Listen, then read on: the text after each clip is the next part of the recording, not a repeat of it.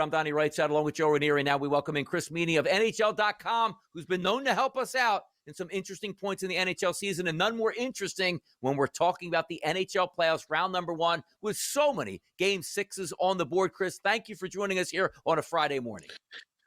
Yeah, happy Friday, guys. Appreciate the invite as always. Yeah, 4 games last night. I'll be honest, I was hoping that we would see all 4 series extended to Game 7s because there's nothing better in sports. But we will certainly have one between the Colorado Avalanche and the Dallas Stars. But yeah, appreciate the invite, guys.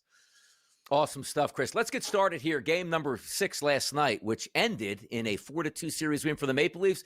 Am I hearing this correct, that Toronto's already planning the Stanley Cup parade, in Toronto right now after that massive round number 1 victory? Talk about that one for us, Chris. Yeah, Gabe Morency probably helping the fellas out in Toronto with the parade route down Yonge Street. No, all jokes aside, the Leafs got it done, and their fan base certainly they were sweating it like they always do at this time of the season, up 3-0. The only thing that the Matthews era, that core, hadn't done was blow a 3-0 series lead. But credit to the Maple Leafs. Senators came back, right? It made it 2-2 on a weak goal, but Toronto was able to score moments after that. And they were the better team in the series. I know Ottawa held the shot attempts advantage throughout most of the series, but they were kind of from the outside, not a lot of high danger shots there. And the big boys for the Maple Leafs showed up, and I thought Anthony Stolarz, besides that late goal from David Perron, he was brilliant in the series. So now they have a rematch against the Florida Panthers. They played them a couple years ago, and it's going to be a much tougher test for them. Listen, big players show up at big moments, and Mark Stone's been doing it for a hot minute, has he not, Chris? And he did it again for Vegas last night. Now, is Vegas, in your mind, the front runner here coming out of the West, or what are you thinking? They certainly have, I'd say, the most experience. I mean, with no disrespect to Colorado, they have a couple guys that have won a Stanley Cup before, and they've been to the dance, but Vegas is just a couple years removed from winning the Stanley Cup against the Florida Panthers. You look at that blue line, Alex Pietrangelo has multiple Stanley Cups. They bring in Noah Hannafin late last year, Thomas Hertl as well. Nice additions. Those guys joined the team late. They were bounced early in the first round, but a lot of experience from those two. Jack Eichel was amazing. And you mentioned Mark Stone, right? He doesn't have the foot speed, but he still has the game and the smarts. And he can play in all situations, right in front of the net on the power play. He still kills penalties. He's one of the better defensive players in the NHL. So there's a lot to like about this Vegas Golden Knights squad. And credit to Minnesota. They really pushed them. A couple games they lost in overtime back-to-back. It's coin flip, right? You get to overtime, but if you lose 2 in a row in a series in overtime, you're most likely going to be on the wrong side of the series. But Kirill Kaprizov and Matt Boldy were unbelievable for the Wild. I think arguably the 2 best players in the series. But Vegas held on, and Jack Eichel was quiet to start the series, but he wasn't to finish it. He was awesome. So here we are again with the Golden Knights looking like they're going to go on another run.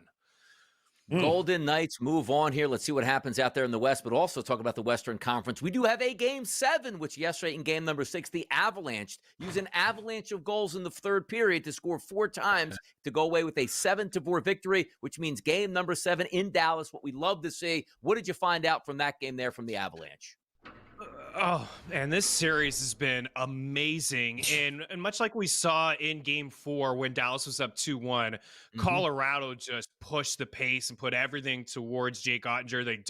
They dominated the play, the shot attempts, the high danger chances, the scoring chances, everything. And that was the same sort of deal yesterday, what we saw with Colorado facing elimination. I mean, credit to Mikko Rantanen and Roope Hintz. These guys are not going to get talked about here today, but they combined for 8 points, guys, in the second period alone. Wow.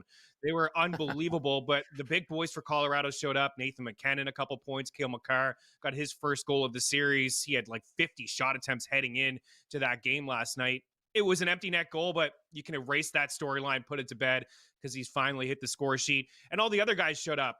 Gabriel Landeskog hadn't played in over 1,000 days. He scored in game 4. He picked up a couple points yesterday. Brock Nelson, Valeri Nichushkin, Lehkonen, all the guys for Colorado that you would expect to show up in a big moment. Martin H's as well showed up. So now we have a game 7, and it's just been high event hockey. Usually the game 7s that we will see is, tight check in. Nobody really wants to make a mistake. Maybe we'll see that, but there's just so much offense on both sides here. it's hard to imagine a game 7 without a few goals scored in it. So last night was fantastic.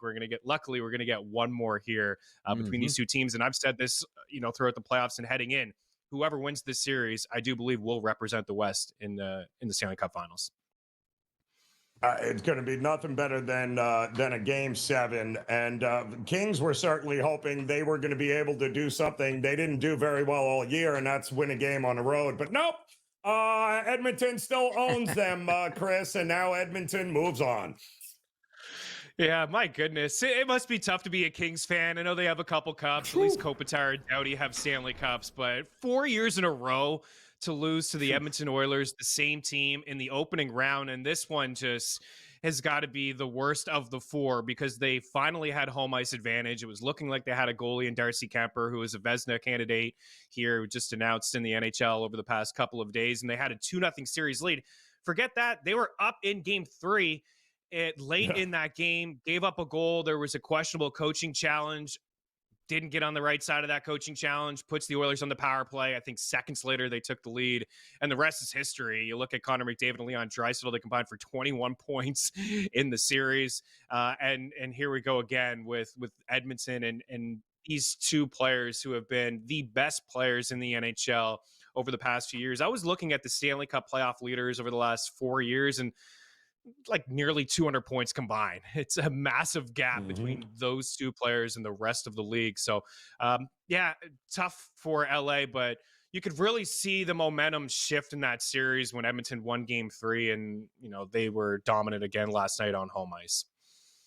Might be a little payback for the Gretzky trade so many years previous here, continuously knocking him out of the playoffs. That is tough, certainly for a fan base. Now, we're going to re-rack here and take a look at some of the round 2 opportunities, even though round number 1 isn't completed yet. I also, in the next segment, want to ask Chris whose most impressive team through round number 1 has been so far, but also, most importantly as well, Jets, Blues, solo mission tonight, and so much more. Chris is going to join us again. Make sure you keep the dial right here on SiriusXM Channel 159. Back for another segment here with Chris Meaney of NHL.com, really helping us along in round number 1 and into round number 2. In just a few moments, we'll preview Jets Blues tonight. But I did want to ask a question to Chris here. Even though we're not fully completed through round number 1, what has your most impressive team been so far to you in round number 1 so far? This is not shocking, but the Florida Panthers are the most impressive team to me. I look at the Eastern Conference and no surprises. As much as we joke about the Toronto Maple Leafs, I figured they would take care of the Ottawa Senators. And the Capitals and the Hurricanes, they won their series in 5. They were both heavy favorites. Certainly the Montreal Canadiens impressed me with their young core. They hung around with the Capitals, but how can I give you the Canadiens as an answer when they won 1 game? The Oilers beating the Kings, again, is not really that surprising. The Vegas Golden Knights were big-time favorites. A lot of people had the Tampa Bay Lightning as a chalky Stanley Cup squad that they would go back to the finals this year. And I actually have Florida going back to the finals this year for a 3rd straight season. So the reason I say that they're the most impressive, because down the stretch of the season, people were just counting them out. They were looking at the odds and saying, they probably shouldn't be that short. They haven't looked good down the stretch. They're banged up. No Matthew Tkachuk, no Aaron Ekblad due to a suspension. Barkov doesn't look right. Carter Verhaeghe is, not scoring like he usually does. And they flipped a switch and they looked like the champs, and they dominated a really good Tampa Bay Lightning team. They took care of them in 5 games. So that is the most impressive team to me. We don't see a lot of three-peats. We haven't seen it in quite some time in the NHL. We were talking about it come Super Bowl time. Never happens. So very impressive. You have to respect what we've seen from the Panthers so far. Well, we're hoping to get, and I think we're going to get one more game 7 here in the opening round before it's all said and done. Tonight, Winnipeg taking on St. Louis. St. Louis at home. Gotta feel confident. Some injury concerns with Winnipeg. What are we getting here tonight, you think? Yeah, no Mark Scheifele. He didn't travel with Winnipeg. That's significant. He's their number 1 center. Amazing chemistry with Kyle Connor. They're both inside the top 12 in goals scored this year. And they just got Gabriel Velarde, the line mate from those two guys, back in the lineup. But unfortunately, no Scheifele. So that leaves them pretty thin up the middle. Like Vladislav Nemestikov, sounds like he's going to play on the first line. And, that's it's not great. It's not a great outlook for the Jets. And I wanted them to be aggressive at the deadline. We all know how good Connor Hellebuck is overall. He's going to win another Vezina.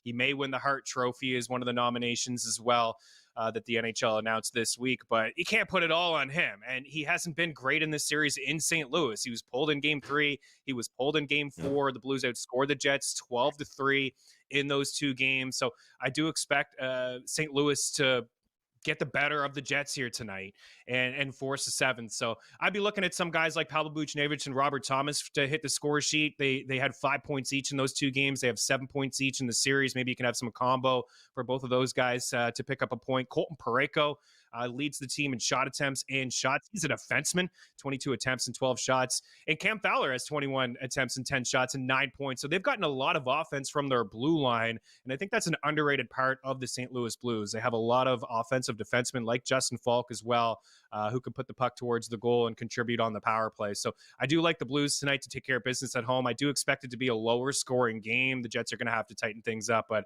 I don't really know where they're going to get their offense from without their number 1 center tonight.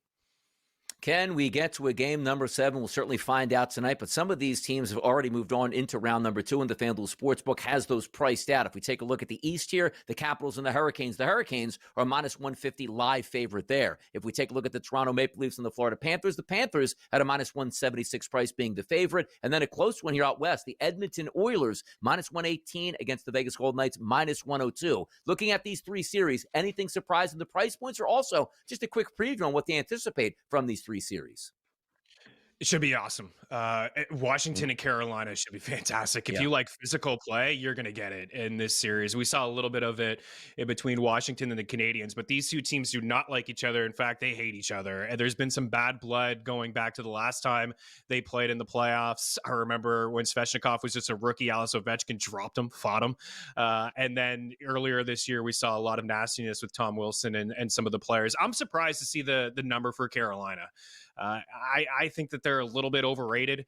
They dominate play at 5-5. They like to own the puck. They get pucks in deep with their speed. They really are a possession team, and they check a lot of boxes analytically at 5-5. But I think Washington's more sound. I think they have more offense. I think they're a deeper squad, and I think they have a better goalie in Logan Thompson. So I do like the Caps to take care of Carolina, and I like Florida.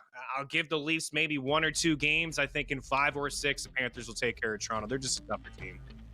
That's Chris Meaney, NHL.com. Thanks for joining us on a Friday for NHL action this weekend.